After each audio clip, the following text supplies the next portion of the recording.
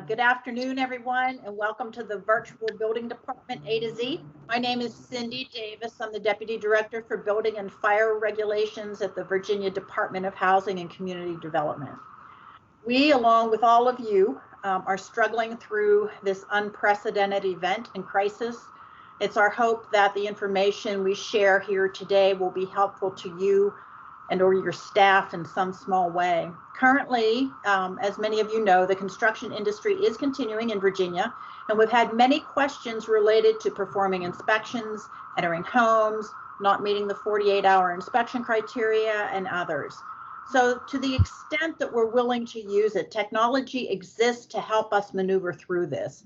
And Arlington County, Virginia has created a completely functional virtual building department. From application to plan review to inspection and issuance of the CO, Shahriar, Amiri, and his team in Arlington have developed policies and processes that they have graciously agreed to share with all of us today. So whether you're already immersed in the use of technology or are still using many manual processes for your department, we hope that there will be something that you can use to make your building department functions easier, safer, and more efficiently while still maintaining the high quality of consumer protection and customer service that Virginia is known for. After Shahriar's presentation, there will be lots of time for Q&A, and we'll be sharing additional resources with you. So without further delay, I'm excited to introduce Mr. Shahriar Amiri, building official for Arlington County, Virginia. Shahriar, welcome, and thanks to you and your team for your willingness to assist others in using technology during this time. Shahriar?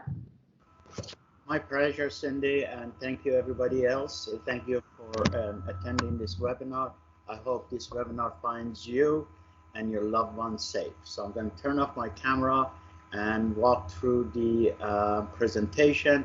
This presentation should take about 25-30 minutes, and then we have a question answer period. So I appreciate if you hold your questions towards the end, or as Allison mentioned, you can go ahead and submit your question by the chat option. So we are going to go ahead and start this presentation. Let me talk a little bit briefly about the agenda. Introduction was done. We are going to talk virtual building department in action, from permit administration to plan review and to field inspection. We're going to share with you some of the lessons learned during this period, and of course a question and answer session at the very end. So to get started, let me set the stage about this webinar. This is not about Arlington having all the right technology tools. In fact, there is a lot of things that we didn't have when we started on this endeavor.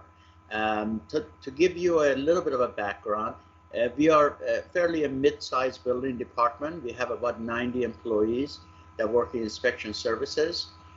We issue about 18,000 permits annually, conduct about 80,000 inspections annually. So having said that, those 75,000 to 80,000 inspections were done all in person. Out of the 18,000 permits we issued, we currently had the capability to do about 4,000 of them online, although before the pandemic hit, really about 2,500 of those were being done online, and those were our building permits. The rest were coming in, all the trade permits in person, pay in person, apply in person, while you could have emailed your permit application in, you had to come in person to complete the transaction. So there are some tools that we thought it would be helpful to start this process. One is your smartphone, a laptop PC, if you can access code books virtually, so you don't have to carry everything around. Obviously you're sitting at home, but if you don't have access to all your code books, we found that it's helpful to be able to access code books and commentaries virtually. A storage, a common shared storage that can be accessed by the staff remotely. Obviously this is not going to work for larger jurisdictions like Fairfax County, Prince William, or maybe Loudoun County, but for a mid-sized building department, we found out around 10 terabytes of storage is adequate. Preferably, you have your permitting software installed on individual laptops. So as the plan reviewers conduct their plan review, they can put the results in your permitting system, however that's conducted.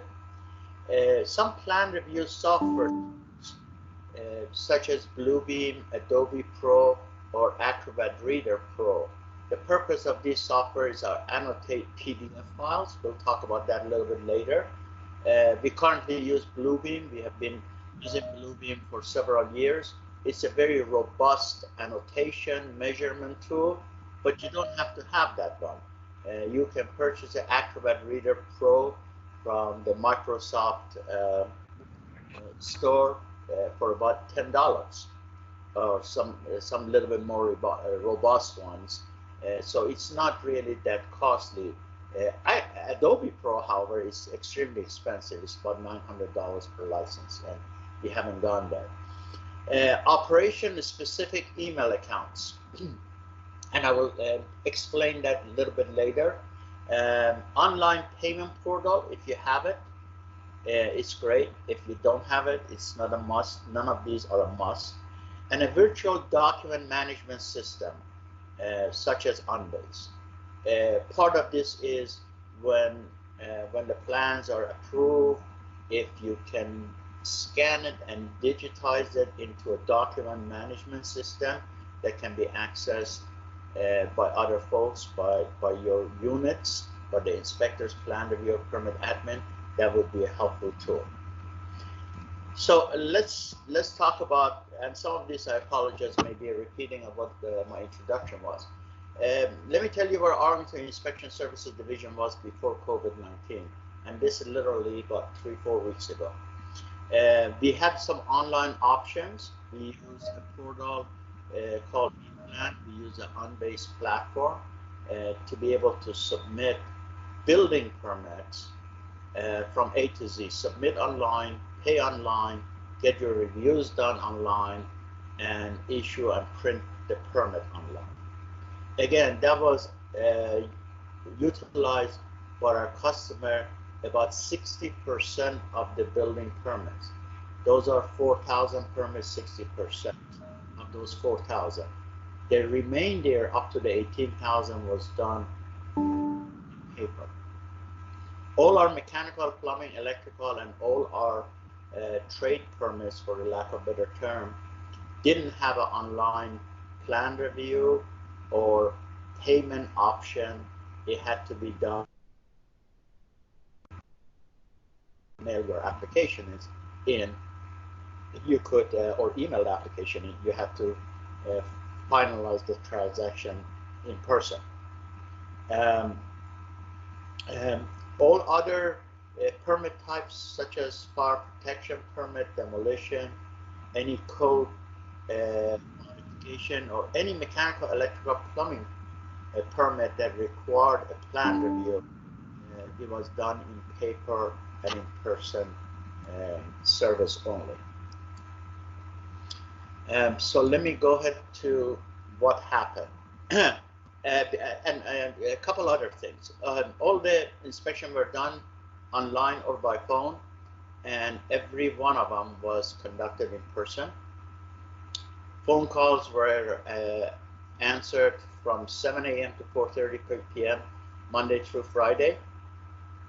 And we were at the time looking at a pilot program to be able to answer our call center remotely, but it had not been used prior to the COVID-19 before. So after COVID-19, and I'll go through the process, how long it took us to do this. So after COVID-19, since we had a platform in place for building permit, we forced all our building permits to go use that platform. Even if they started with paper copy, the revisions had to be submitted electronically, so we can at least picked at 4,000 permits, and we had a way to deal with it. All our mechanical, plumbing, electrical permit, we were able to create email-specific accounts that are referred to in previous slides, such as trade permits at arlingtonva.us. So we were able to receive emails for all those trade permits instead of in person. Since we didn't have an online payment, we decided we were going to process those permits, issue the permit, send the email back to the client, and defer the payment for a 30-day period so they can send us the checks. And every other permit or processes we had, we adopted the same as the trade permits. We created a special folder for them where people can submit their application, their plans. If it was a paper plan, we asked them to convert those to a PDF file and send it along with their application to that email account. And thus, that's where that 10 terabyte storage became handy to be able to triage all those emails and then be able to assign it to different folks to do their job. For inspections, we average around 300, 350 inspections a day in person. And then we introduce a 100% virtual inspection. Primarily, we're using 3 platforms: FaceTime for iPhone users, Google Duo for Android user, or MS Teams, the same platform we are doing this webinar on. We had a pilot program with regard to our phone calls. The program used Jabber to answer the phone calls remotely and to be able to do our business in terms of phone calls remotely. And then the individual phones transferred to mobile devices. Personally, I've done that for the past 3 years. I don't answer my desk phone, everything comes to my mobile device. So we really started this transition around, well, we started talking about it on Saturday, March 14th. And our initial meeting was more questions than answers, frankly. So it was a brainstorming operation. I think most of the senior management and some of the team worked a good 12 to 18 hours that day just to write down all the possibilities and all the hiccups we may have. This time frame is very important because many of the things we did, we didn't have really a viable technology. We had emails, we had a storage, we had a permitting system installed on laptops, but that was about it. On Wednesday, March 18th, we closed the office and we haven't opened. The last in-person inspection we did was March 20th. So we have gone now 3.5 weeks, if my math is correct, and basically the building department is virtual from A to Z. What it took to coordinate that transition was across the board management team meetings for plan reviewers, for inspection, for permit and installation, for our community code enforcement, communication with internal and external staff. We actually held a couple virtual contractors meeting. That's something we have on a monthly basis. It's not just contractors meeting, just contractors. They are the developers, they are builders, large and small. They are the permit expediters, they are regular customers that we see often. We were working very closely with our IT technology staff to create us some memory in the background. And we partnered our virtual building department with our internal stakeholders, such as our zoning department, such as environmental services that deals with horizontal construction, such as historic preservation, just to name a few. Couple things we were able to do. We provided everyone in the building department, all 90 folks, county issued phones. While our plan reviewers and inspectors already had them, none of our permit specialists had cell phone. So in that 4 or 5 days, we were able to get a county issued cell phone to all our permit specialists. We were able to utilize Jabber and to allow permit specialists to answer desk phones from homes easily, and also to answer our call center. While Jabber is not a necessity, again, many of us for years have been transferring our desk phone to our mobile phone. That's how we answer our, manage our desk phone, meetings, desk phone, people leave messages and manage those. We use this particular platform, which is really new to all of us. Microsoft seems to communicate between team members. We literally held daily meetings with the entire division and our internal other departments to make sure that we communicate well. By the way, anecdote, Microsoft Teams is a replacement for Skype. Skype is also a Microsoft platform, and I think in the next 6 months or so, Microsoft is going to stop providing IT help and service to Skype and moving everybody to Microsoft Teams. We held daily, sometimes several times a day, virtual senior management meeting across the business process. Every other day we started having meetings with a staff of over 120 people across business process. And then, as I mentioned, we started having weekly virtual meeting with our stakeholders to tell them what our expectations are, to communicate how things are changing. And then the most important part was, once we established the criteria from A to Z, we had to change our role from leading to supporting, because then it was up to the staff to implement what we decided to do. So on permit administration front, the recommendation was we process those other 14,000 permits by email.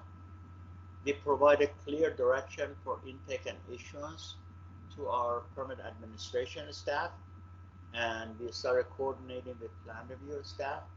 We created email templates, how we communicate with customers, depending on the situation. And we started answering phones from home. Now, our building department, to just give you a sense of volume, we used to get about, and we still do, not in person, but 100.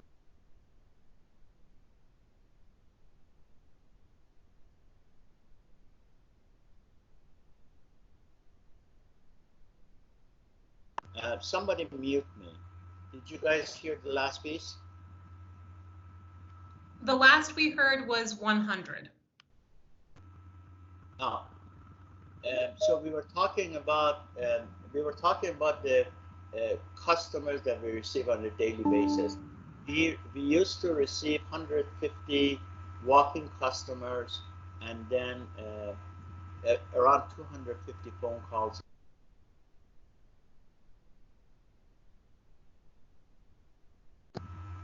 Some of those phone calls were questioned. Some of them were wanting to schedule inspection because they didn't want to use our interactive voice response or the online inspection request platform. We created a general email box. We cleared, we had processes in place to clear those emails and plan distribution to different ports. And those were step-by-step guidance of how to send to permit specialists to process, how to get those, the plan portion of those emails to the plan reviewer, how to get back to the permit specialist to issue, and different email templates for customer, common customer question and directions. And then methodology, how we could track those emails so we don't lose any of the customers in the process. Processing plans, where we had the e-plan portal for processing building permits, but the rest of the permits that didn't have e-plans, such as all our fire protection systems, elevators, demolition permits, many other permits that happen to have plans. So we create a mailbox for folks to submit those plans. Permit specialist reviews to validate the contractor's license requirement on the application and make sure that we don't have any duplication of emails. And then we will send those plans to plan reviewer. If it wasn't accepted, the permit specialist will email the application, said you are missing this and this and this. And then if it was accepted, we will log the permit in our permitting system remotely and send the copy, the PDF file of the plans to our plan review to process. In our plan review, that 10 terabytes I talked about, so we would place those plans that needed to be reviewed on that shared folder, and then the supervisor will assign plans to individual plan reviewers. The beauty of that shared folder is, like any online plan review portal, it doesn't have to go from person to person to person, right? Everybody can look at it at the same time, all different disciplines. In this particular case, we use Bluebeam to review. If the plans were rejected, we put our rejection notes and comments on our permitting software, which everybody could access remotely by their laptops. And if it was approved, we placed a copy of those approved plans on a different share folder, like creating a new folder and putting that permit number on it, so that the permit administration can process those. Using Bluebeam, we stamp the plans approved and put any markups or notes we want to have it. We print those instead of saving it. We print those files after we do markup. We print it to the PDF in order to flatten the stamp. And the flattening is stamp, meaning that nobody can remove those stamps and change those stamps once we issue those permits. And we would verify the counts, the square footage, fee schedule, update, and then we put the results in our, when we call Permit Plus, that's our permitting platform, which, by the way, is a 20-year-old permitting platform, and then enter the approval in our permitting system. On the payments and permit issuance, the same thing. Permit specialist would email the customer the permit number, any approved plans that we just annotated and put it on the shared drive, they receive, and a link to the direction for virtual inspection. So before we start with the inspection, I'm going to pause. I'm going to have one of our supervisors in plan review, and I'm going to stop sharing to give you a little quick 5-minute Bluebeam and how the staff is utilizing that. Chris, are you on? I'm going to go ahead and share my screen. Okay, I hope everybody can see my screen. Good afternoon, everybody. I'm going to touch on the process that we have that Shahriar has been mentioning. There was a question about the website or the email box. This is on our website, and all of our trade permits, COs, elevators, fire permits come in through this mailbox. It is then picked up by the permit specialists, and they go ahead and they will move it to our shared L drive. And then we have a folder here, a permit admin, and this has all of our different trade permits in here. And then they'll go in, I'll open up this one. So there'll be submissions for review. And then we assign these through our paper tracking system. So we are basically treating a paper submission, and we're doing it online via email and through the Bluebeam PDF form. And then once we're done, we create another folder and move it to the approved plans folder. And you'll see we assign it approved. Once it's approved, the permit specialist, and we put our results in our permitting system, and we clear our tracking system. Then the permit specialist can go ahead and take this and email the applicant. And then let me see here. And then this is just a seating chart. This is Bluebeam. In the past, we haven't used it. It's opening a model screen. Hold on one second.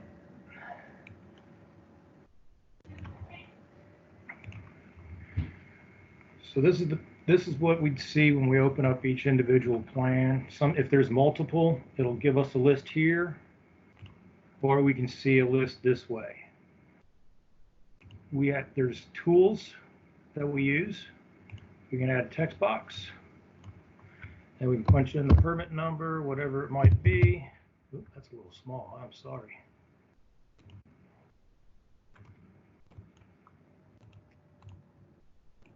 Excuse me, technical difficulty. So the permit number we put on there. There is a stamp function. Some of these stamps are already available through the Bluebeam, but we've created stamps. We can create a stamp here, and it can do everything. So we've created this one here. So that stamp right there would change the date. So if I click that again, it would actually apply the stamp. Now, as Shahriar was saying, before we can put this back out, I'm able to manipulate this annotation. I can move these anywhere I want on this page. If we didn't, what he's called flatten, what it does, it burns this image into the PDF. And that gets done by going to the document. There's two ways to do it. You can flatten it here. And if I flatten it, you won't be able to move it. So now it's burned into the PDF. There's also, what we typically do is we actually print this to a PDF folder. So we come over to print, switch this from a printer down to Bluebeam PDF, and then once we hit print, it'll give us a folder option. And then we have to make sure that we have a folder created in the approved, because that's where it's going to go. Like if we can't approve it, we just put our permits. We don't do any of that. We don't change anything. We request a resubmission from the customer. And then once that comes in, it'll come in. Let me see here. I think fire permits have some. And it'll come in for they'll put a revision in so that the individual plan reviewer will know, hey, I got to pick this one up. It's been revised to react to their comments. So basically, it's like we're in this virtual, it's like we're sitting at our desk and somebody submits a paper plan. We go pull it to the library. This is basically our paper plan review library, is what we've created. And that was done probably the same week that it was going on, just as the same week as we were closing the office to the customers. There's also, oops, excuse me, hold on one second. Let me cancel that. There's also a measure function, which is here. This doesn't have any measurements on it. So if I was to it's not working. Come on. All right, I'm having a little bit of computer problems here. I apologize. There we go. So we can measure.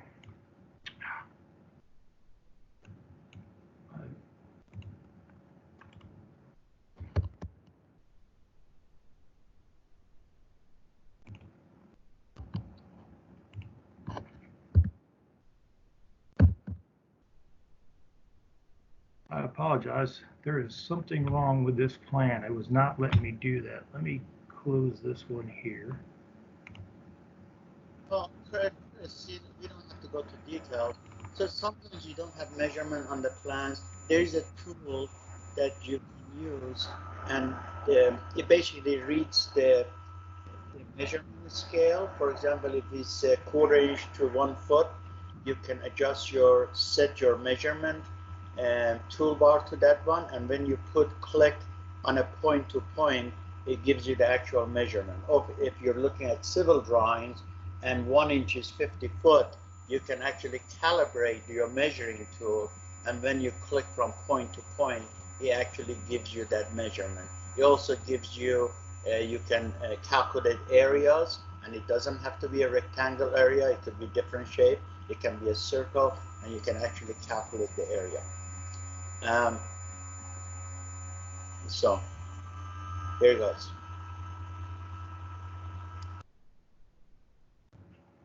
Okay, that was the line measurement. They also give you area.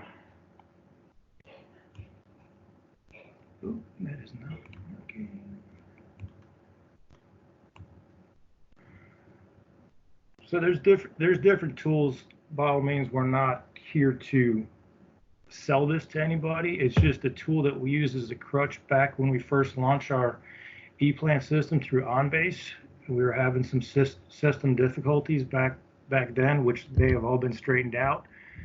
In the past year, I have not really used Bluebeam as often because all this function has been built into our OnBase e-plan review. But now that we're doing this through the trade permits, we're getting back into the Bluebeam a lot more frequently in the past. Some reviewers prefer to use Bluebeam all the time, and it's good for critical measurements, stuff like that, for especially like if you're measuring bathroom clearances for accessibility and things like that. But that's basically just a quick overview of how we're processing our trade permits and getting them back out to the customer and keeping customer service, keeping things moving. Thank you, Chris. Now if you can unshare so I can go back to the presentation. All right.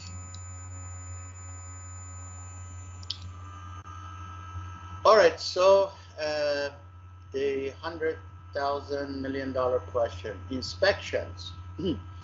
So on that Friday, the 20th of March, we decided we are no longer going to do in-person inspection. So everything we had, building, electrical, mechanical, plumbing, energy, fire, CO inspection, we decided we're going to go virtual. But we also said, based on the size or the complexity of the project, if it's not possible for us to conduct the inspection, or as the state law requires us to perform it within 48 hours, that we will accept third-party inspections. And we also, in our criteria, which is on our website, we have criteria about those third-party inspectors have to be pre-approved. We don't have a running list, because in Arlington, we haven't really, outside the special inspection, we have never accepted third-party inspection. So, but we put that as an option. So to date, we have conducted over our inspection that used to be around 300. We found out, and we can talk about that later in question and answer, why the inspection. Inspection are about 50% of what we used to get. So we average about 150 requests a day. So to this day, and do the math, we have been able to do 100% of our inspection on the day they have requested it. So these are the things we put out and we communicate to our customers. The customers must have a smartphone or a tablet connected to a Wi-Fi or 4G. And We asked them to download Google Duo for all devices, FaceTime if you have an iPhone device, or Microsoft Teams on all devices in order to host the video call, and then we will be able to do the virtual inspection. Again, as I mentioned before, our third-party engineers, third-party agencies had to obtain or have to obtain approval prior to conducting in-person or virtual inspection. So the inspection process went like this.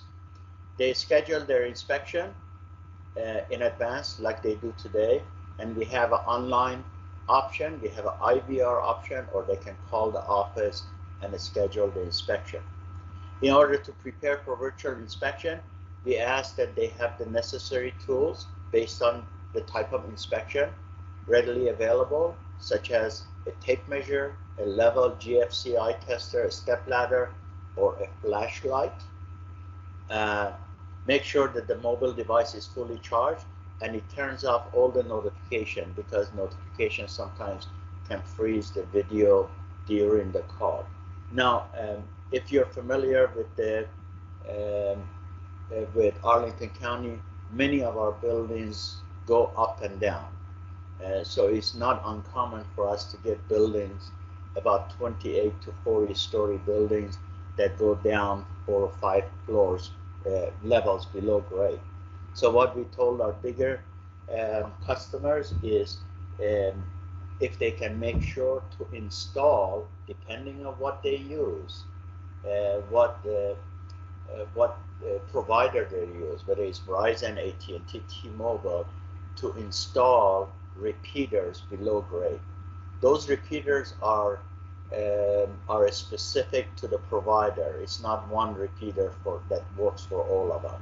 It's provider specific because we realize that when we go about one floor, more than one floor below grade, the quality of reception video is not very good. The other thing we realized that is a real helpful tool is for the person that is walking the inspection to have a selfie stick, believe it or not, that allows the person to extend the video to areas above ceiling and areas that are very difficult to reach by hand. On the day of inspection, we are asking them to call their inspectors. They can call a number or look online to find out who the inspectors is.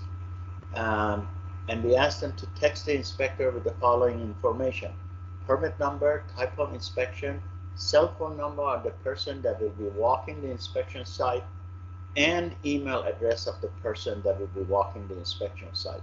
In case we want to use a different platform, like this platform, MS Teams, we should be able to reach them by email. Method of video call they want to use: Google Duo, FaceTime, or Microsoft Teams, and the inspector will give you a 2-hour window when that inspection is going to happen. The steps to get ready for your inspection: accept the incoming voice call initiated by the inspector, walk through the inspection with your inspector, noting any of the following: follow direction from the inspector, begin at the street view, looking at a structure with the address shown. So we don't want to be doing 10 inspections thinking we are doing of the same house or same building. So we want to see the address, the street view of the building before we conduct the inspection. Walk the inspection in clockwise direction. Walk the inspection from bottom to top if there are multiple floors. For residential buildings, we want to start from top to bottom to follow the load path as we perform things like a framing inspection. Make sure they note of any items that require inspection, and be prepared to show the inspector a copy of the approved construction document. Many of the jurisdictions, obviously, when we still have paper plans, even with our e-permits, e-plan system of those 4,000, when we issued those permits, many of the contractors chose to print those and have it in their trailer available. So in this case, we want to look at those plans, be able to look at them, see what we are looking at. We are lucky that we have a document management platform on base. So before the inspectors go out there, they can actually bring the copy of the approved construction documents on their laptop, and then they use their cell phone to conduct a virtual inspection. Inspection results. The inspector will tell the person that's walking the inspection if the inspection has passed or failed. We put the results of the inspection, either approved or failed, at the end of the day in our permitting system. And if the inspection is failed, again, we put those comments in our permitting system, which is available for remote access, and the inspector will determine if there are additional fees for inspection, and we put that in our permitting software. So that really has enabled us. At the beginning, we were very rusty. You know, it's a lot of folks that said it's unprecedented. We can't do this type of inspections. I have performed a couple of the virtual inspection personally, and I'm finding out that instead of looking at a construction document, which in some cases for some of our buildings maybe 500 pages, and trying to remember those, which is impossible, before I do my inspection, that actually I have the approved plans in front of me, and I can direct the person on the job site to go actually look at specific area, specific details. Again, all of this was done in a matter of 1 week. So I want to share with you some of the lessons learned from our experience. Trust your inspector, trust your folks. If you don't have trust, then there is a lot of bigger issues. Empower them to make a decision and do it at their own pace, because this is new for all of us. Lead. You know, I have many members of my team that says, hey, you're not a leader if you look behind you and nobody is following, and that's true. You got to be a true leader in this area. And then once you lead, you need to turn your focus in supporting, because there's going to be lots of questions raised on a daily basis. Communication is the key, and being to be accessible to answer technical question, to answer IT question, to answer which button to push, even as simple as that. Allow mistakes to happen. It's inevitable that every time you try something new, you're going to make some mistakes. And it is okay. Allow it to happen. Allow it for it to happen, and then learn from it and adjust or correct as you see fit. There is a saying, I don't know where I got it from, but I've used it for many, many years in my career. And I say, if you don't make any mistakes, you're not trying hard enough. And then set clear and measurable expectations and metrics. So everybody has, they know what the expectations are, they know what the metrics are that they need to perform to. And last not least, this is probably the most difficult thing in a government setting, but the private sectors have been doing this for decades. Start managing results and not worry about managing people. So with that, my presentation is over. Please feel free to answer any questions you may have. So Shahriar, this is Allison. We've had a number of questions come into the chat, so I'd like to read some of those off to you. For other folks who have questions, if you don't mind putting them in the chat, again, if you move around, a row will come up and you can click on that little speech bubble and start typing into the chat while we get started with some of these. So the first question I'd like to ask, it's not quite in order that you sent them, but what do you use to approve third-party inspectors? Is it case by case, or do some start type of standard clearing process for them? Yeah, we actually created an email box. It's on a case-by-case basis. We want the resume of the inspectors. We said that the inspectors have to be supervised under the supervision of a registered design professional, and the inspector that conducts the inspection has to have certifications for that particular inspection. For example, if you're doing a commercial building inspection, you must be certified by ICC, for example, as a commercial building inspector. Mr. Amiri, can you guys hear me? Yes, sir. I am sorry. I wanted to be able to chat and send a question in, but it says I have to be approved by the team owner to be able to chat. So I can't get into the chat window. Oh, I apologize. That's a new one. That's a new one. We are learning too. It says only team members can chat. Ask the team owner to make you a member. Okay. Go ahead. Do you have a question?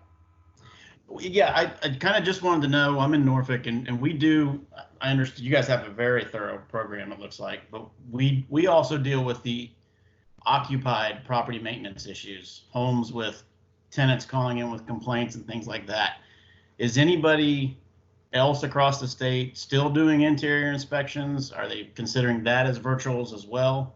And just some guidelines if anybody has anything like that. To you what I know. So yes, our inspection services division is also responsible for community code enforcement. We have a legal issue with community code enforcement, right? So for the time being, we have suspended all our inspection, property maintenance inspection. We had discussion with our county attorney, and because the property code or the building inspection, building codes are a class 1 misdemeanor offenses. It requires a different degree of evidentiary material compared to if you're just doing an inspection, you want to approve it. So what the county attorney has told us, he says, you can do a virtual inspection. You can even issue a notice of violation based on those virtual inspections. But do not expect the Commonwealth attorney to prosecute based on that, because the case law has not been made for that. So what we are doing in the time period, we are actually giving a correction notice until we find a workaround. Okay, that's very helpful. So as soon as we have something going on, trust me, I will pass it on to Cindy and Davis, and we'll have just a property maintenance meeting outside this virtual meeting. We appreciate it very much. Thank you. Thank you. I apologize. The chat isn't working for some folks. I'm going to share a few more questions for the chat, but if other folks are having issues, feel free to jump in with your microphone. Another question that we have received, and this is always one of my favorites, is when this pandemic is over, how does Arlington County plan to implement these new tools and technology regarding on-site inspections? From my perspective, I'm probably that way strange. Unfortunately, this is coming at the price that we are paying on the cusp of COVID-19. But frankly, I have no intentions to going back to the way we have done it. Frankly, I will tell you, we've been looking at this remote inspection for quite some time, looking what technology is available. If I had known what can be achieved, I would have done this 3 years ago. So it's probably going to be a combination of in-person and virtual inspections. And this really helps me in a different way. It helps me retain A lot of you guys, I guess, don't deal with the traffic and cost of housing that we deal with in Washington metropolitan area.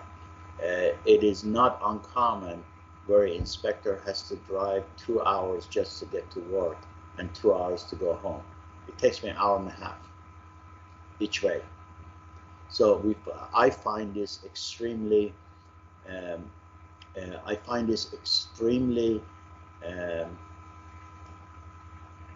what's the word I'm going to try to say, is efficient.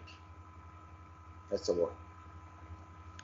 Thank you. A couple more questions. Do you believe video inspections are comparable to on-site inspections?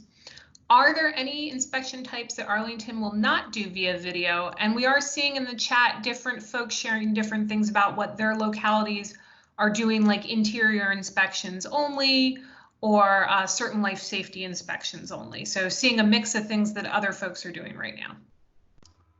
We are frankly doing A to Z remotely. Obviously, a special inspection is not something we do, and that's done by third party. But outside of that, the biggest challenge we started having is fire inspection. When we have buildings, that big, it really takes 2 inspectors to do it. And so that's when we are able to use something like MS Teams, when there are actually 2 folks showing us virtual, one sitting at the fire annunciator panel and one on the floor, measuring the reception on the alarms, and we are able to do that remotely. I think the advantages far exceed the disadvantage from the perspective, at least in our case. It is invaluable to have your plans on your home TV screen, for example, on a large monitor, and then be able to conduct your inspection on your laptop.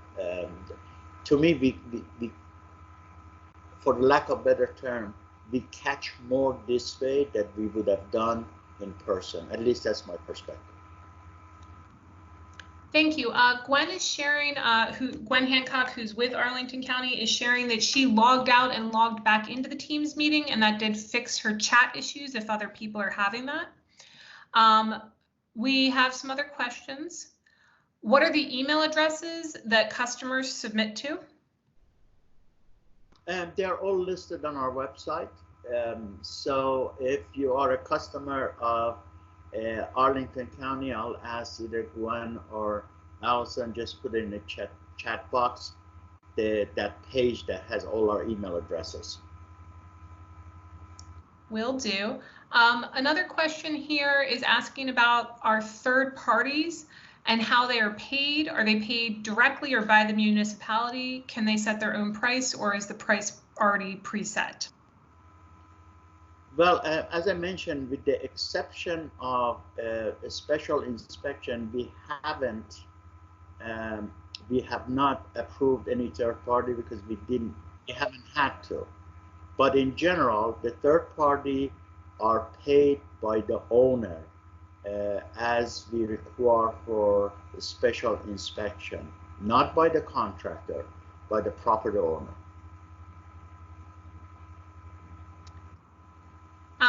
Another question, I think this is more for Cindy. We understand we will receive CEUs for this program. Will I receive a document or form of verification?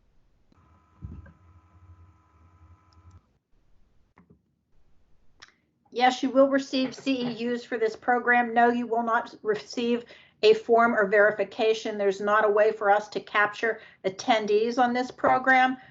So you would need to provide the information to Sandy and her team, much like you do when you attend code hearings. Just provide the information as to the date and time you attended and list it on your continuing ed form.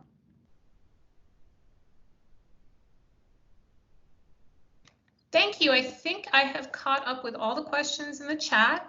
People are welcome to put more in, or like I said, if you have technical difficulties.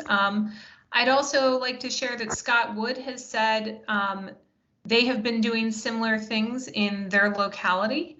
and that they say the best advice they have is to have patience and train your contractors. Once they get comfortable, they'll actually prefer virtual inspections. Yeah, Scott, I 100% agree. We have to get used to it. They have to get used to it, but it's more timely. You can provide more accurate time for your inspections because you can manage it on that other end. You don't have to get stuck in traffic or having to do other things. So that's our experience as well. Hi, Allison, Shahriar. This is Dan Wilhelm in Fairfax. I can't find the chat function on my thing, so I have to use my microphone.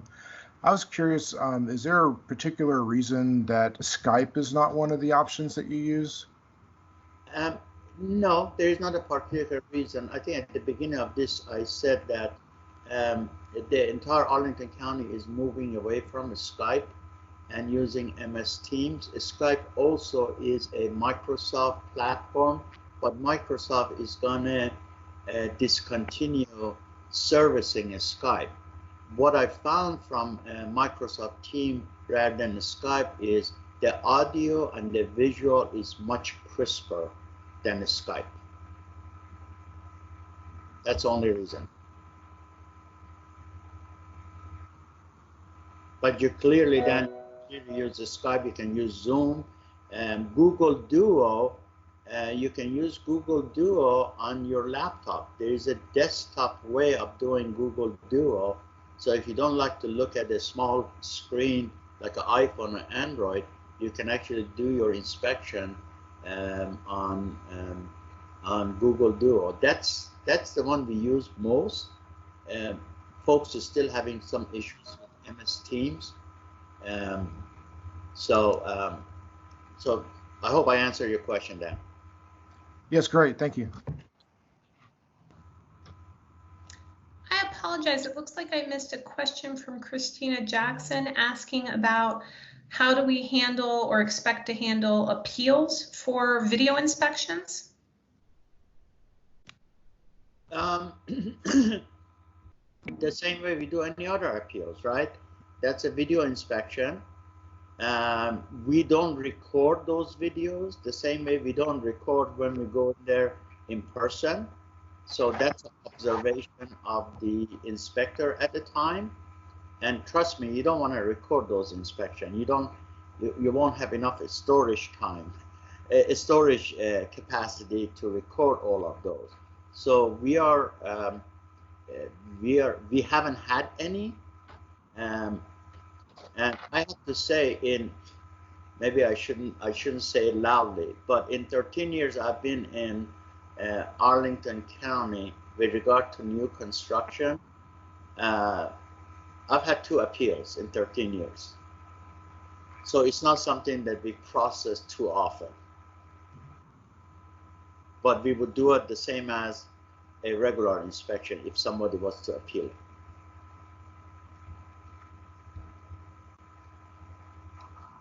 I hope that answers your question. I have someone asking if you could please share your experience with truss installations and bracing inspection and the amount of time it takes to perform these inspections. Let me defer. Let me see who is there from our David Kuhn, one of our field supervisors for inspection. David, are you online? Can you field that question, please?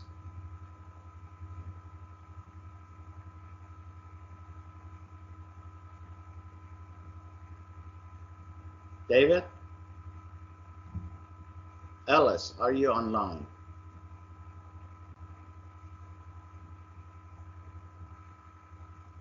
I guess not. Let's see. If you can. Ahmad is online, Shahriar? I am online. Yeah. Okay, Ahmad. The answer to your question, we don't really have in Arlington big houses like you guys in some other jurisdictions. So if the truss drawing, the approved set of truss drawing with the sealed on it, it will take maybe from half an hour, 45 minutes. That is the norm here in Arlington. It didn't really take, I know that down, if you have we have some big house size, it will definitely take more than that, but it's all about the contractor. If he's ready for us, have all the drawing, and sometimes we ask the contractor actually to email the set of approved plan by the structural engineer to the inspector before actually he's doing the truss inspection. So the inspector can actually go through it quickly, he know what he's looking for, and then by the time he start doing the inspection, it shouldn't take that long time. But the average for truss inspection, I would say half an hour, maximum 1 hour. That's a great point. I want to reiterate. What we are finding is lot of the inspectors obviously know the contractors. They cases regarding plans. Although we have capability to look up the plans online. But we have capability to receive those ahead of the inspection by email directly to the inspector, so they know exactly what the inspection is for. There's some communication that happens the day before the inspection or the morning of the inspection. What areas am I looking at? What do I want you to have so that the inspection can go routinely, easy, basically. Any other questions? We have another one in the chat. During inspections, can you screenshot something that may be an issue and use that for documentation of an appeal? If you're using MS Teams, you can ask the person in the field to take a picture and add it to the chat. They can do it that way. With regard to, I am not positive about Google Duo, but if you're using FaceTime, you can actually, because you're using a mobile device, you can actually ask the person to take a photo and then text it to you. None of these platforms allows me to take a picture. I don't believe so. So the control is you ask somebody to do it. There are platforms out there that is integrated with some of the permitting software that allows the person to do, the inspector to actually take a photograph remotely. But none of the platforms we are using. MS Teams allows us to take a video remotely, but not a still photograph. Thank you. We have someone in the chat that's sharing that their locality doesn't have the means or software to accept and process plans electronically. I do want to give an opportunity to kind of respond to that, because we aren't necessarily using Bluebeam for everything, and we aren't necessarily using ePlan for everything. We do have some very basic things that I think any locality could in theory use. But they were also asking if you have any advice on how to reference the approved plan set if you don't have that technology in place? I think I talked about it in one of the earlier slides. You can always ask, when you're doing virtual inspection, you can actually ask the contractor to show you the approved plans. So you can look at the approved plans, they can zoom in and out. That's where the selfie sticks becomes really handy, and you can actually show the inspector remotely what the plans look like with all the annotation, all the notes. So that's, to me, that's one way of doing it. And actually, when we started this on March 22nd, I believe it was, or the 23rd, a lot of the inspectors took to that methodology, asked the contractor to show them the approved plans. I hope that answered the question. Thank you. We have another question. How are you handling elevators and amusement device inspections? Are these done in-house or third party? I would like to mention the permit admin team has not seen a single amusement device application since this pandemic started. So I don't think we'll be seeing many of those. All right. We unfortunately. don't do much of, Arlington County is very small in geographic area, so we don't have any of the amusement devices. But on elevator inspection, we use a single third-party company. So it's not every third-party company. That company basically works under the, works as an assistant to the building official and carries the county IDs when they go from job to job. But it's done by a third party, but one single firm. The question, I actually have a question for the amusement device. With the CDC recommendation, you shouldn't have more than 10 people. So kind of very, very hard to see a permit for amusement device. I don't know, maybe in other jurisdiction allowed that, but you can't really comply with the CDC when it comes to the number of people using the amusement device, unless they can use it 5 at a time. So.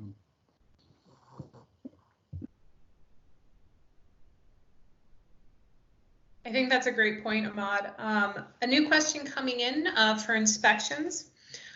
Are you aware of any software that would allow the inspectors to, quote, highlight the area that's been inspected virtually on a plan similar to what inspectors are doing in the field? If not, how are the inspectors keeping track of larger projects?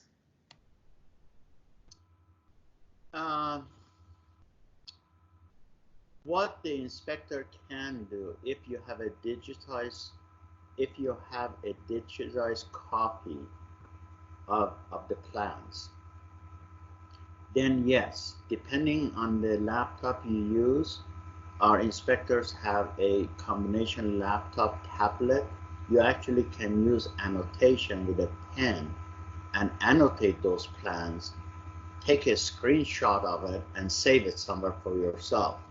So what I find on my end, I do a lot of design meetings in larger buildings. I'm actually able to go into my laptop and take control and actually make notations on the plan and then take a screenshot of it and just email it to them. Or depending on the platform I'm using, if I'm using MS Teams, I just take a picture of that one and I add it to a chat box where everybody can see it. Now, there are some commercially available remote inspection. One of them that comes to mind is called VUE-Spec, VUE-Spec. And it allows you, I don't know what it allows you to do, but it allows you to take photographs. It's configurable to your permitting software. I'm not giving a sales pitch, but I'm just saying I'm aware of one or two out there. They first started showing up at the ICC annual conferences about 10 years ago, believe it or not. So some folks have been working on this for quite some time. So that catches us up on all the questions in the chat. I do want to open again, if folks are having issues with the chat, you're welcome to unmute and ask questions as well.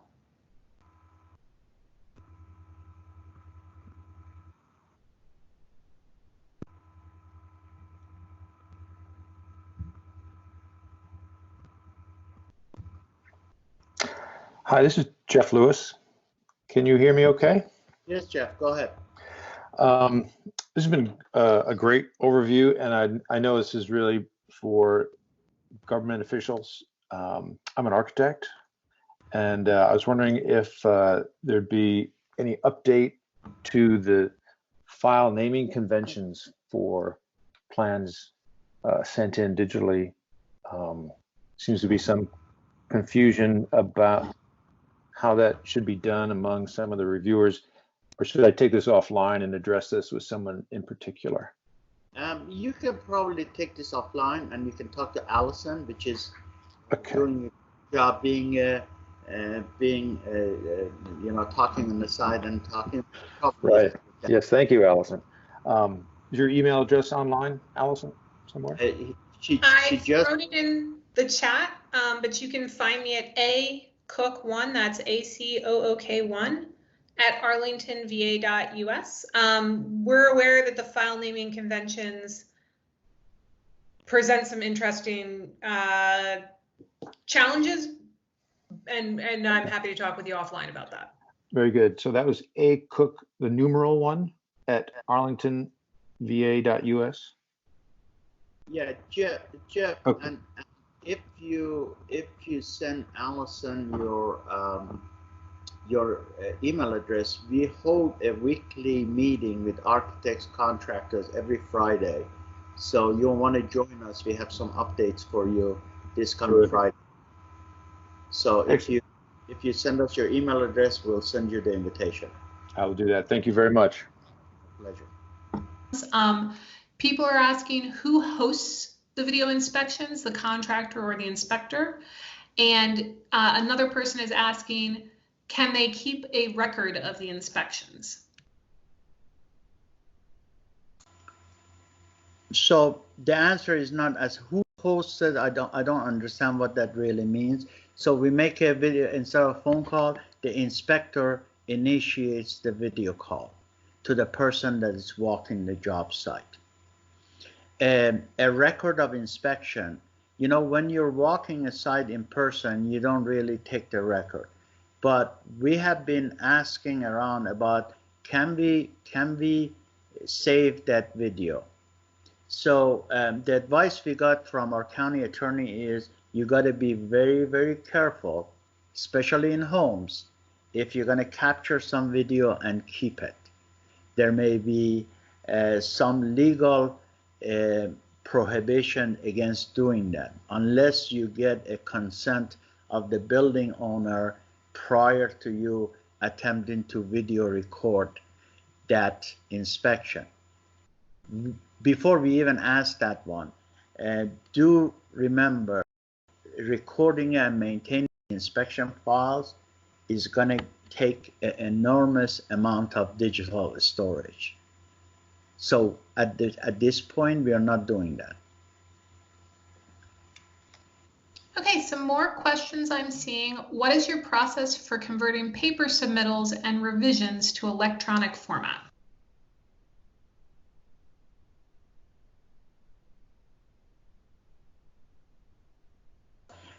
So you can probably answer this question, Allison, better than I can.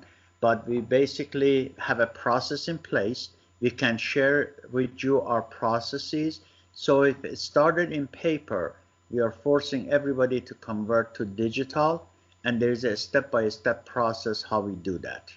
And we are more than happy to share that with you. I'll share that out in the link. The other,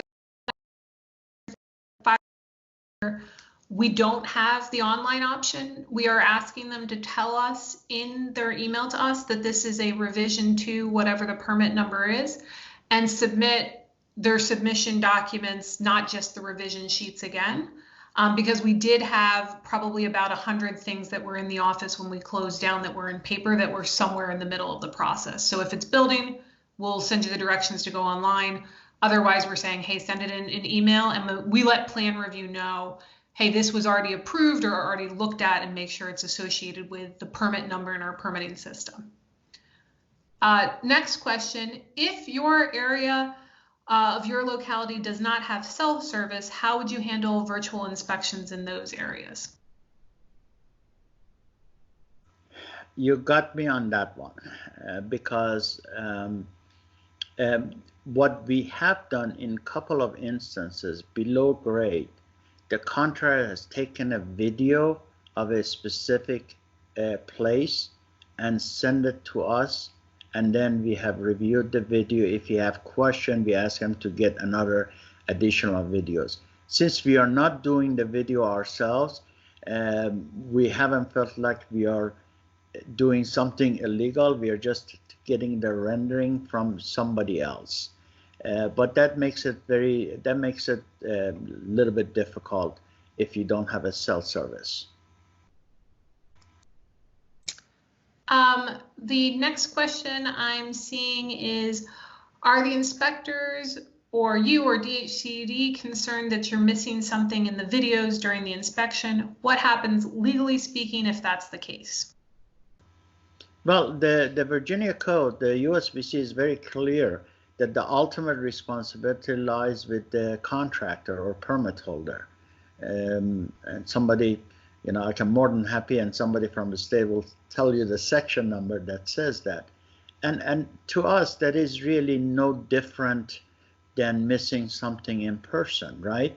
So the reality of the fact is, if I have 50 inspectors in Arlington County and I send them on the same job, 50 different people, it is possible that some of them see things that the other ones miss, hoping that I don't have 50 different results, but it's inevitable that I'm going to be missing something. So that goes in the trust aspect. Some of the inspectors were very uncomfortable. They wanted to go in. We didn't tell them they cannot go in, but I will tell you, 10 days later, nobody wants to go in because they have worked. They meet daily to troubleshoot, to show each other what's possible, what is not possible. One of the critical inspections we were worried about was fire inspection.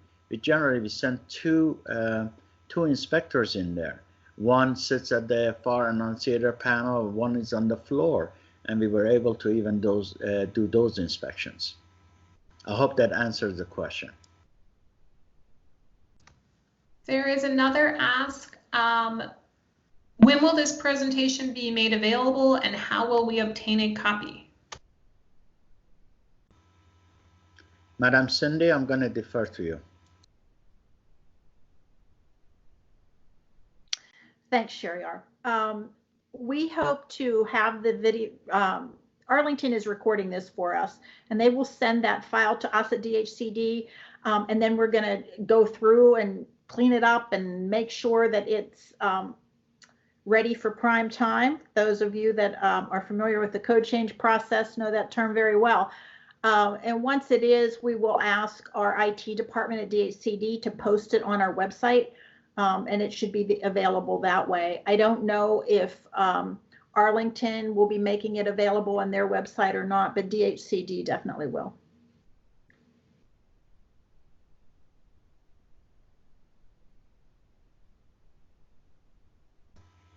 Any other questions?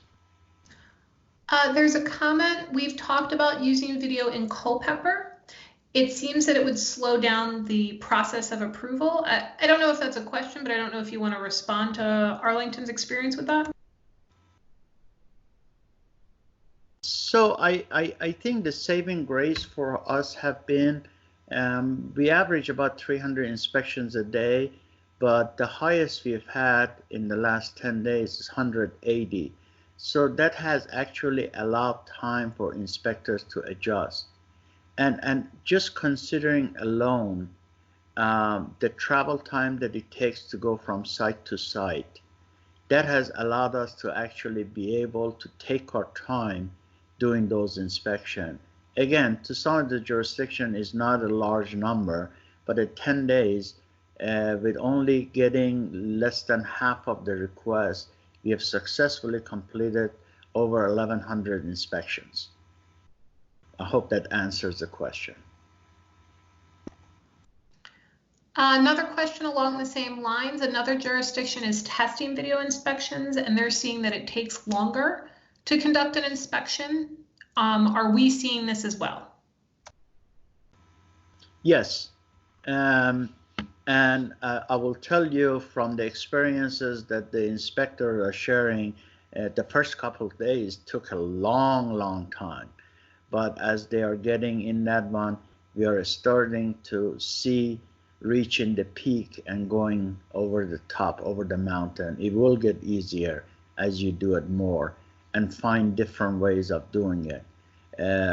We haven't gone to using the MS Teams to using that, but the difference would be looking at a 15-inch monitor than a 4-inch or 5-inch monitor on a cell phone. So anything you can do to have the inspector to have better visualization, that's better. Again, as I mentioned in my presentation, we're looking at alternative apps.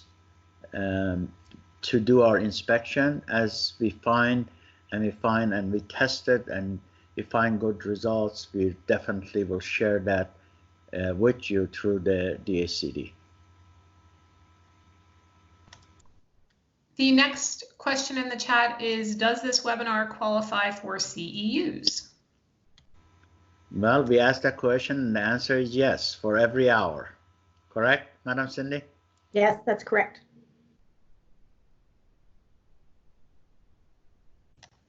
And currently, Cindy, just observation, we had about 156, but currently we have about 149 in this meeting.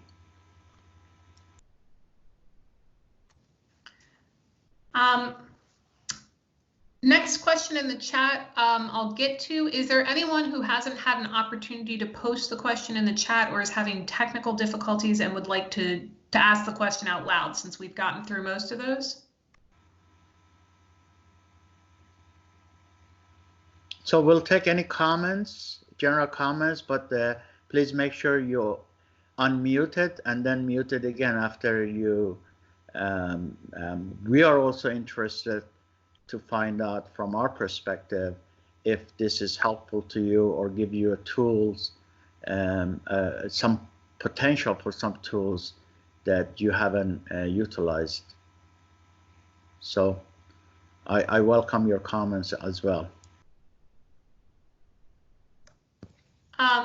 I am seeing a few more questions in the chat, so those of you who are posting those, I'll ask those questions after we give a moment here to see if anybody hasn't had chat working and wants to ask out loud. Virtual inspection. This is Evelyn. Evelyn, go ahead. I think you started first. Okay, thank you. I'm with the Solar Energy Industries Association, and I just want to commend your efforts in trying to keep things going. We all really appreciate that. I was curious if there were any particular types of inspections or that have been done that your inspectors have found were more easily accommodated through the virtual inspection process than others, like, for instance, more electrical type work or general construction work. Did anything stand out as being easier to accommodate? To be honest with you, I haven't asked that question yet. And I don't know, Imad, if you're online, he is our field inspection section chief. Whether you have heard, I simply haven't asked the question if you have heard anything from your end. Shahriar, I think it's make the job very easy for my electrical inspector for the after hour preventive maintenance in the middle of the night, like 1 o'clock, 1 a.m. or 2 a.m. So that's convenient for them, just do the inspection from home rather than leaving home in the middle of the night. So the time or all those after hour inspection requests work with them very well.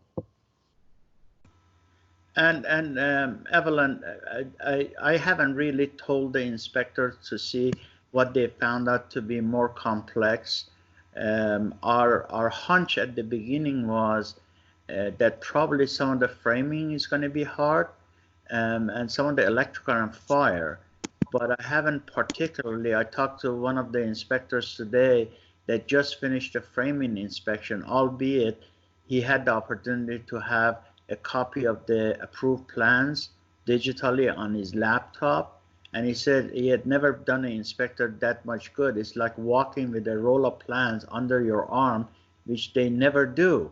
And now he's able to look at his laptop, look at those approved documents. And that's the beauty of this going from paper to digital. So if you're sitting at home, you actually can bring that plans on if you have access to that shared drive while looking at your cell phone and walking the inspection. You know exactly what that plan has, and you can point the contractor to where you want to see it. So in some regards, initially we had talked about that are you worried about missing something? And frankly, I can probably say with some degree of confidence that I think we are doing a more thorough inspection now than we did before in person, because no person is going to walk in a 40-story building and be able to memorize staying in a trailer and look at the plans, be able to memorize it. This way they have the plans at their disposal on a larger screen and know exactly what those plans call for. So to the contrary, I think we are doing a more thorough inspection using virtual means. Shahriar, can I just add one item? The most kind of challenge inspection we have is the fire when it's required 2 teams of an inspector to do the inspection at the same time.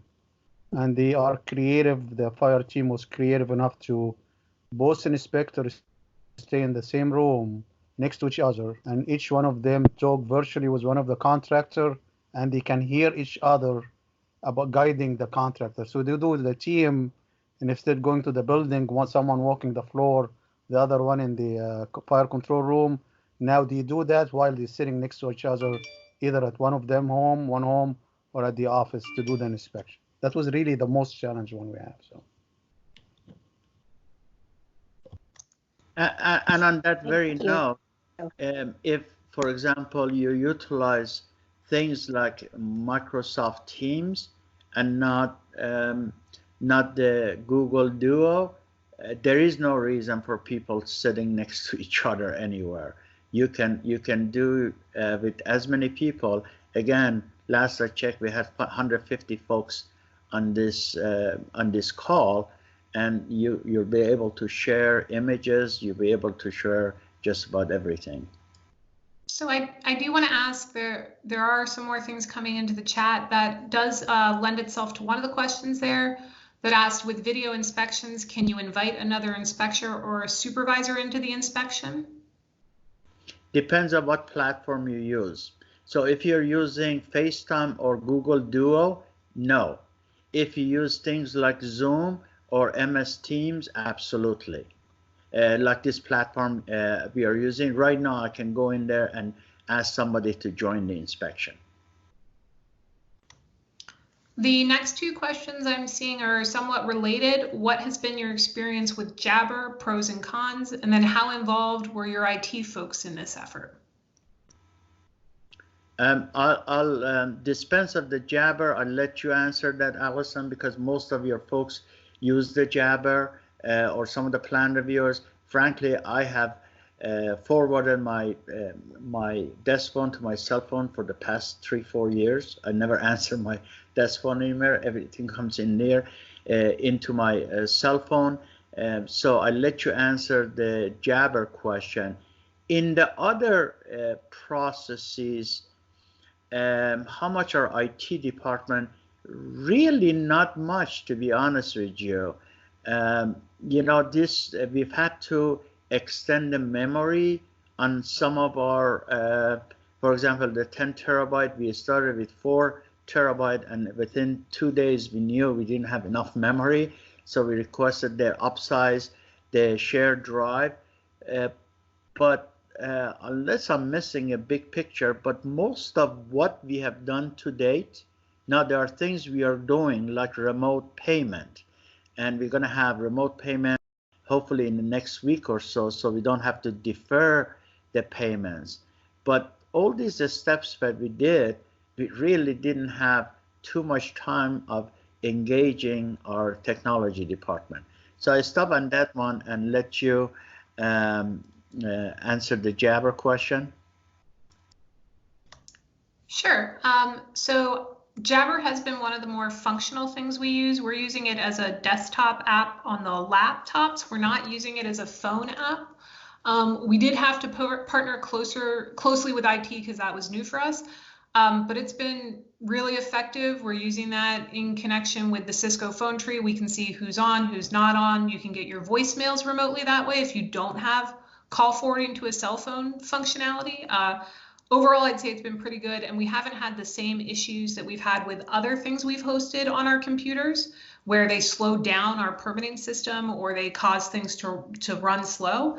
It's actually been able to keep everything running the same speed and functionally useful. So I haven't tried a lot of other software, but I'd say it works well. I am seeing a comment in the chat that you can add other people on the FaceTime calls for the inspections.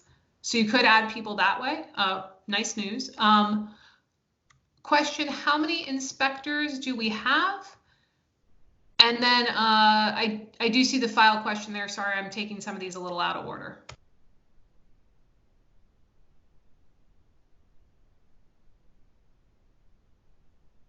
So while you're searching that, any general comments from the audience? Oh no, one of the question was how many inspectors do we have? We have approximately 30 inspectors for our construction inspections and about a 15-person team for our code enforcement. Hi, this is Nicole Allen. I just had a general question, and I may have missed this. Have we talked about what the engagement looks like for third-party inspectors? Are they still allowed to conduct inspections, or are there any special rules governing them? Yes, we have a policy on that one, Nicole, and we only accept third party, with the exception of a special inspection that is permitted under the Virginia construction. With the exception of a special inspection, we only accept third party inspection only if we cannot conduct it within 48 hours, or it is so complex that it doesn't lend itself for virtual inspections. Did I answer your question? Yes, and so what I'm understanding is that Arlington is meeting that 48-hour deadline, and so there's Correct. really no, okay, thank you. Right. So far we maintain, generally our, in general, we do about 98% of inspection on the days scheduled, and there hasn't been an issue with us doing on the day that they were scheduled for. Another question in the chat, has Arlington thought of using software like Server U File Transfer Protocol for large files that won't go through email instead of breaking up emails? In Prince William County, we're using that. So yeah, we are working really hard. Probably by the end of the summer, all those paper files, those 14,000 permits, we'll be able to use it using our current e-permitting plan review portal. So we are not going outside of that. So that's working very well for the building permit. We have been at it for 2-3 years. We're just going to add the trade and fire and elevator permits to that platform, and hoping that by the end of the summer we are there. So we are not looking at any other different platform. What are your options for getting a sticker or paper result to a contractor? I believe this question is referring to inspection results. I will answer this question, Shahriar. We tell the inspector to can go to the system at the end of the day to see the result.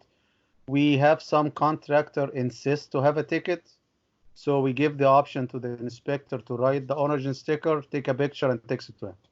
If the contractor insists to have something, say I approved, then we do that. Just kind of convenient for him.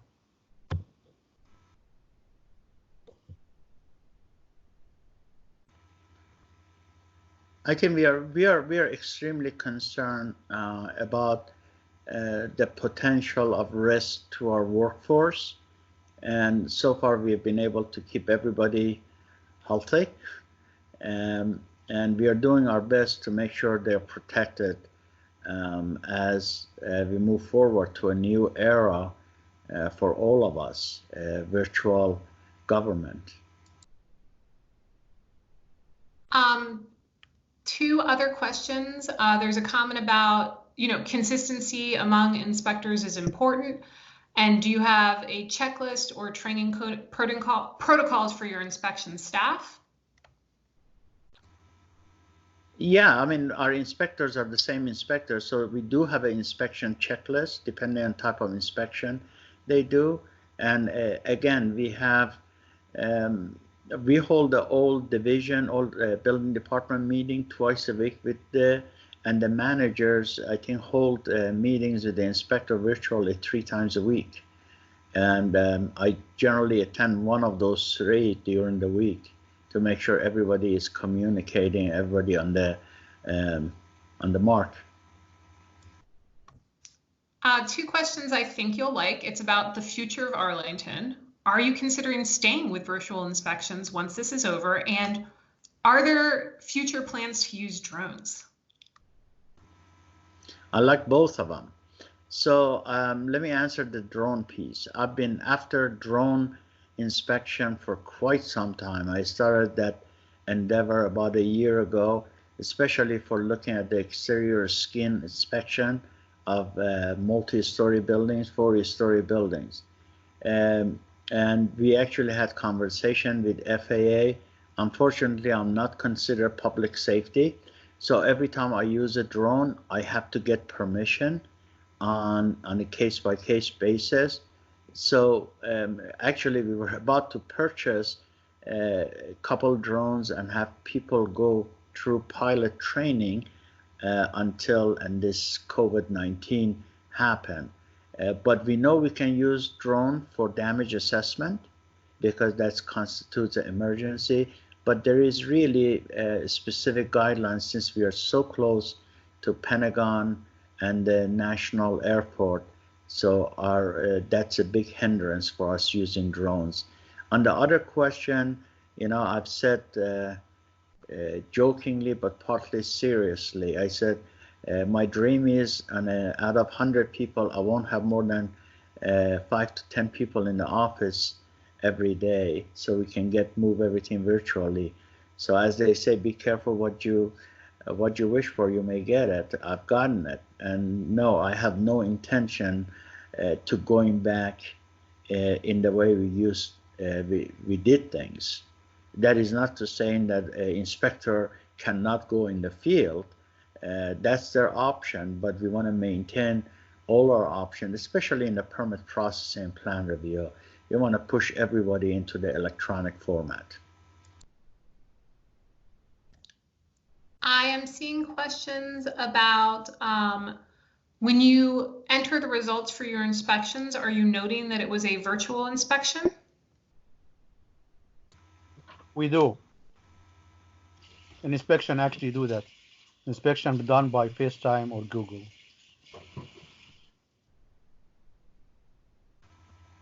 Thank you, Matt.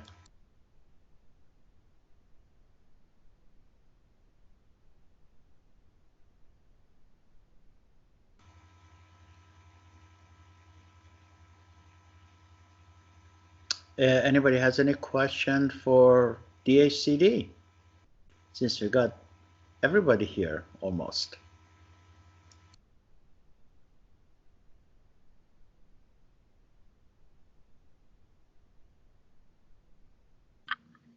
Jerry, I asked, sent a question in whether or not you're considering using a interface with DPOR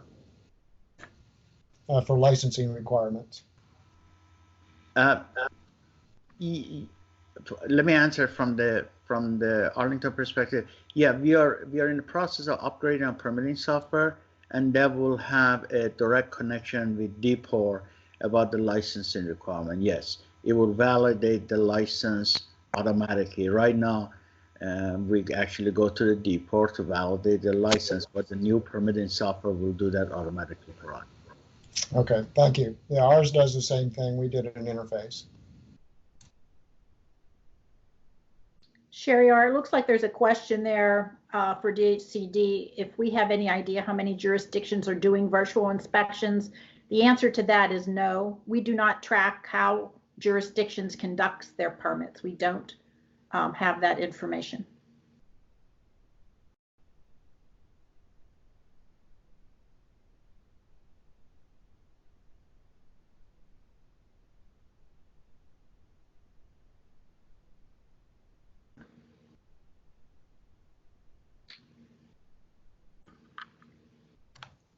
Are you using any virtual inspections for property maintenance?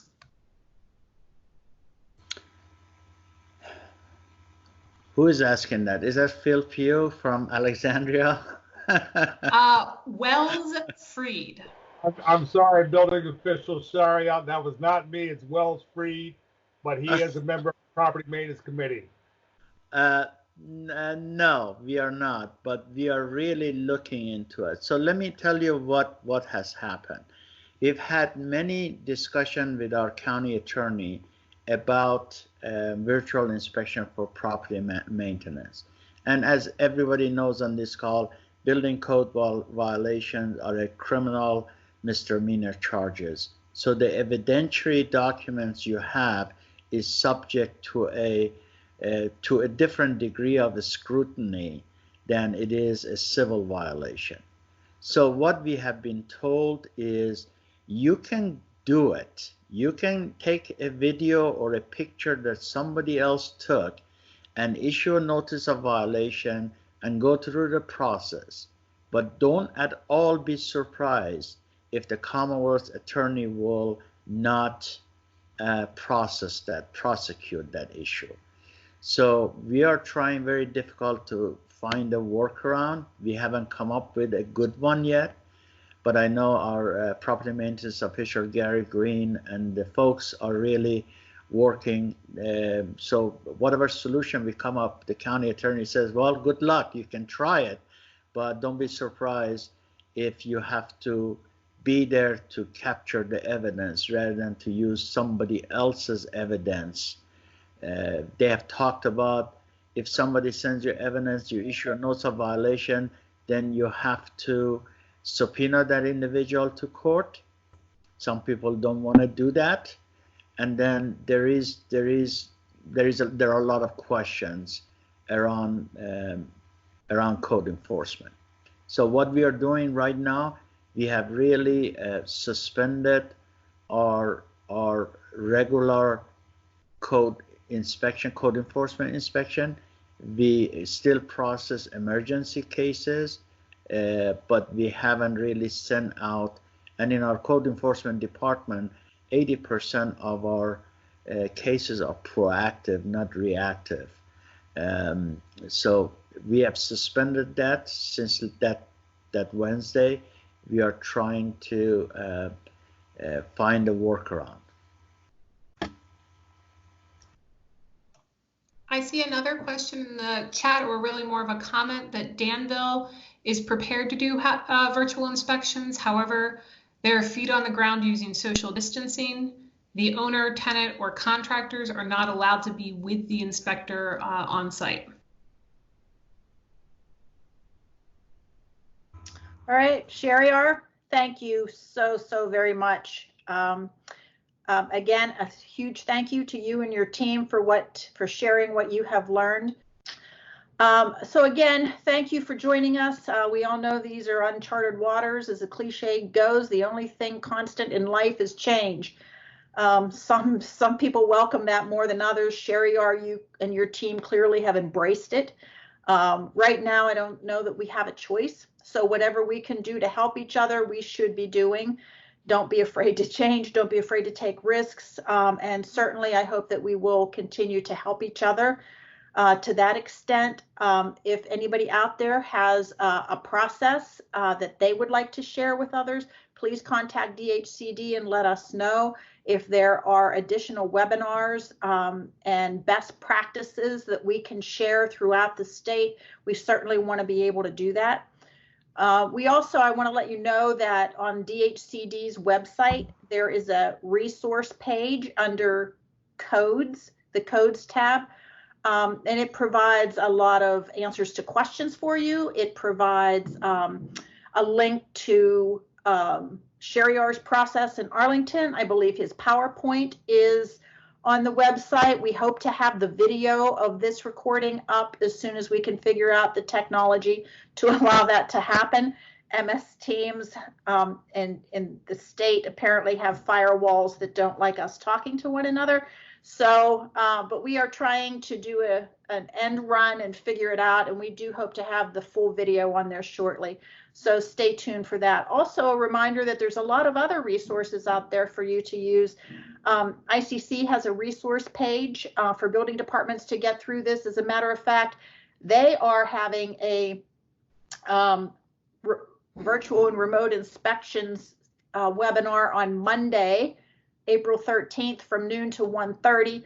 By the way, Shahriar, they've been trying to get a hold of you to participate in that. You need to return the calls. I have, madam. I do have an appointment with them for, this is a freelance journalist, correct? No, it was Ryan Colker. Oh. Yeah. Okay. I missed that one. All right. I'll talk to you later. Thank you.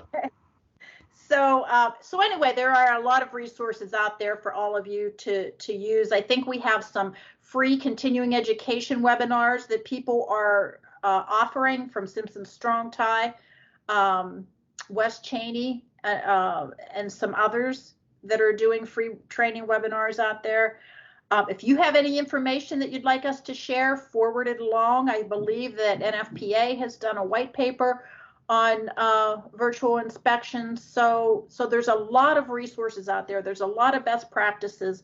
If we can continue to connect with each other, I think we'll all be better off for it. So Shahriar, again, my friend, hats off to you and your team. Wonderful job as always. Thank you so very much. Our pleasure, and please, guys out there, we know what you're feeling. We're feeling it too. So we are here to assist each other. So please reach us if we can be of any assistance. Thank you very much, everybody. I bid you goodbye. Goodbye, all.